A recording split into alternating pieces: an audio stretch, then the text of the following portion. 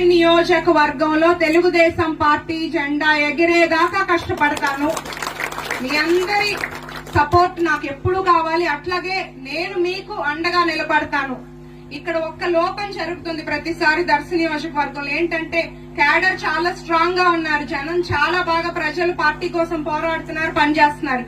కానీ ప్రతిసారి లీడర్షిప్ మారటం వల్ల ఏమవుతుందంటే గట్టిగా పోరాడిన వాళ్ళ మీద వైసీపీ వాళ్ళు కేసులు పెట్టడం, ఇబ్బంది పెట్టడం, దీనివల్ల కొంచెం 1% మనం వెనక్కి ఇదవుతున్నాము. ఆ 1% తో కూడా నేను ఓడిపోయాను. మనమందరం గట్టిగా నిలబడతాము. నేను మీకు అండగా ఉంటాను. కార్యకర్తల జోరికి ఎవరిని రానివ్వను. అలాగే మీరు కూడా నన్ను ఆదరించండి. మీ ఆశీస్సులు నాకు ఉండాలి. జై టీడీపీ.